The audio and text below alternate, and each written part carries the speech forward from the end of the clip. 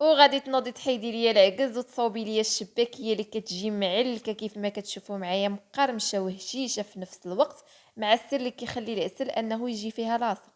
اول حاجه عندي هنايا 2 كيلو ديال دقيق الفورص، عندي زلافه ديال اللوز اللي ما محمرش كنطحنوه بالقشور ديالو وكنغربلوه مزيان، عندي زلافه ديال الجنجلان ايضا ما محمراش كطحنوها وكتغربلوها، عندي هنايا 4 المعالق كبار عامرين ديال النافع وحبه حلاوه مخلطين كطحنوهم وكتغربلوهم.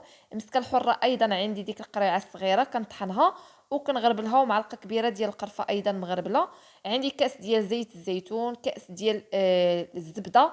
الزبده البنات كتذوبوها حتى كتولي نوازيط. الزبده من الاحسن انكم تستعملوا نوعيه جيده، ما تستعملوش مارغرين باش تجيكم الزبده زوينه. هنا كترملوا الخليط، ضروري انكم ترملوا الخليط في الاول مزيان حتى كينسجموا العناصر، وكتخليو الشباكيه ترتاح تقريبا 1 ساعتين، من بعد كتجمعوها. هنا البنات غنجمعها كيف ما كتشوفوا معايا. درت كاس ديال المزهر، شويه ديال الزعفران حر، الا ما كانش متواجد كتستعملوا ضامه ديال الزعفران. درت هنا الملون الغذائي الاصفر غير شويه ما تكثروش، ودرت نص كاس ديال الخل. هنا ضفت الكاس الثاني ديال المزهر. غنوضعوا الخليط ديالنا يسخن كيف ما كتشوفوا معايا. درت الكاس الثاني ديال المزهر، وغنوضع الخليط ديالي يسخن على نار حتى كيسخن الخليط. من بعد درت صفر بيضه، ودرت 2 اكياس ديال الخميره ديال الحلويات اللي كيوزنوا 8 غرام، في المجموع 16 غرام. هنا كنجمع العجينه بداك الخليط اللي دفيت معكم كيف ما كتشوفوا معايا. كندفيه حيت الجو بارد، ضروري انكم تدفيو باش ما كتعذبكمش ملي كتجيو تجمعوها. الخليط البنات ديال الشباكيه ما كيتدلكش، غير كيتجمع. حاولوا انكم ما تدلكوش العجينه باش ما تجيكمش الشباكيه قاصحه، غير كتجمعوا العجينه كيف ما كتشوفوا معايا، كيف ما كندير بالاطراف ديال الاصابع. هنا غادي نضيف في الكاس ديال الماء، الماء يكون دافئ، هو اللي غادي نحتاج باش كنجمع العجينه. بانت لكم ان العجينه ما تجمعاتش البنات، راه كتزيدوا الماء. هنا كيف ما كتشوفوا القوام ديالها كيفاش كيكون قوام اللي قاصح، ماشي عجينه اللي رطبه. هنا غادي نقسمها على 8 الكرات كيف ما كتشوفوا، وغادي نخليهم يرتاحوا تقريبا واحد 10 دقائق. غنغطيهم هنا وغادي ندوز نخليهم يرتاحوا. من بعد كنشكل اول كره. هنا ضروري انكم ديروا العجينه بحال هكا باش كتجيكم الشباكيه مجعبه. هنا كتبقاو تلويو في العجين بهذه الطريقه بحال كيف ما كديروا المسمن، وكتستمروا حتى كتكملوا كاع الكميه اللي عندكم. هنا كنحاول انني ما نزربش في الفيديو باش نشرح لكم مزيان. هنا كتاخذوا اول كره اللي كنتو شكلتم، بعد كتقسموها على 4. هنا غادي نبدا ندوز في الوراقه. هنا البنات كيف ما كتشوفوا انا خديت 4 القطع باش كتجيني ساهله ودغيا كنسالي. كنبدا نسرحهم بهذه الطريقه، من بعد كندوز في الرقم 1. كل وحده والماكينه ديالها كيفاش كتخدم بها. انا كندوز في الرقم 1 بهذه الطريقه كيف ما كتشوفوا معايا. من بعد كندوزها في الرقم 3، من بعد كندوزها في الرقم 6. 3 المرات البنات باش كتجيني مورقه وكتجي شباكيه اللي رقيقه. هنا كيف ما كتشوفوا معايا، وكل اخت او الماكينه اللي عندها كيفاش كتخدم. هنا كيف ما كتشوفوا، هنا اخر مره غادي ندوزها في النمره 6، وغادي نبدا نخدم بيها بهذه الطريقه كيف ما كتشوفوا معايا. وحاولوا انكم تغطيو العجينه باش ما كتنشفش حتى كتشكلوا الشباكيه ديالكم.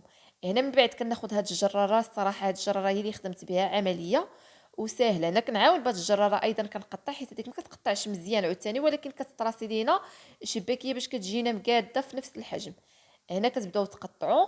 من بعد البنات غادي تاخذوا تبداو تشكلوا. هنا عندي 5 الاشرطه كيف ما كتشوفوا معايا. كتاخذوا 2 اشرطه كديروهم على بعضياتهم، من بعد كتاخذوا الشريط الاخر وكديروه في دوك 2 اشرطه الاولين. انا كنحاول انني نشرح لكم، ولكن الفيديو راه شارح نفسه. من بعد كتقرصوا الجناب وكدوروا الشباكيه ديالكم بهذه الطريقه وكتجيكم شباكيه اللي مقاده. هذه الطريقه البنات راه ساهله. غنعاود نزومي لكم باش تشوفوا مزيان الطريقه كيفاش كديروا. كتاخذوا هاد 2 اشرطه كديروهم على 2 اشرطه الثانيين، من بعد كتاخذوا الشريط الاخر وكديروه على دوك 2 اشرطه الاولين اللي كاينين الفوق. من بعد كتقرصوا الجناب وكتقلبوا الشباكيه بهذه الطريقه وكتجيكم الشباكيه اللي مقاده. ساهله البنات هاد التشبيكه اللي درت معكم. كتقلبوا الشباكيه وكتقاد معكم، من بعد كتقرصوا الجناب باش ما كتحش معكم في الزيت، وكتستفوها في اللاطه. غنستمر حتى غنكمل كاع الكميه اللي عندي. بالنسبه لهاد الكميه اللي خدمت معكم البنات راه غتعطيكم 6 كيلو ديال الشباكيه. هنا كتصبروا كتخليو الشباكيه ديالكم حتى كتنشف، عاد كتبداو تقليوها. وبالنسبه للعسل ضروري ان العسل يكون بهذه الطريقه كيف ما كتشوفوا، كيكون عسل اللي شاد في راسو.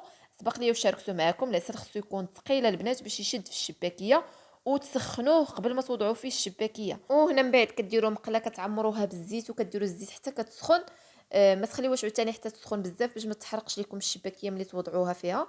هنا غادي ديروا الزيت كيف ما قلت لكم تسخن، من بعد كتبداو طيبوا الشباكيه بهذه الطريقه، كديروا عافيه اللي كتكون مرتفعه حتى كتبان لكم ان الشباكيه شدات في راسها. من بعد كديروا عافيه اللي كتكون مهيله، وكتبقاو تقلبوا في الشباكيه بهذه الطريقه الوجه الثاني. من بعد ما كتبان لكم انها تحمرات في الوجه الاول، كتستمروا حتى كتبان لكم انها بدات كتذهب. ما تخليوهاش عاوتاني حتى تحمر البنات، وغادي ترميوها في العسل وغادي تحرق، حيت العسل كيزيد انه كيخليها تحمر اكثر. ناس بالكم انها بدات كتشكل لون ذهبي، كتحيدوها من الزيت وكتطفيو على الزيت. من بعد كدوزو تعسلوها في العسل اللي كتكونوا دفيتوه قبل. العسل دفيوه ضروري انكم تدفيوه باش كيلصق في الشباكيه.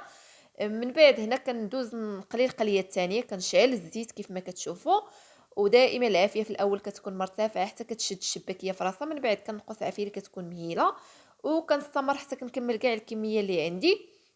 هنا كيف ما كتشوفوا كتجي واحد الشباكيه اللي لذيذه، هشيشه ومقرمشه في نفس الوقت، وطيبه في الداخل وشاده عفوا ولاصقه فيها العسل كيف ما كتشوفوا معايا. صدقوني بلي راه كتجي ناجحه، وغنقول لكم بالصحه والراحه.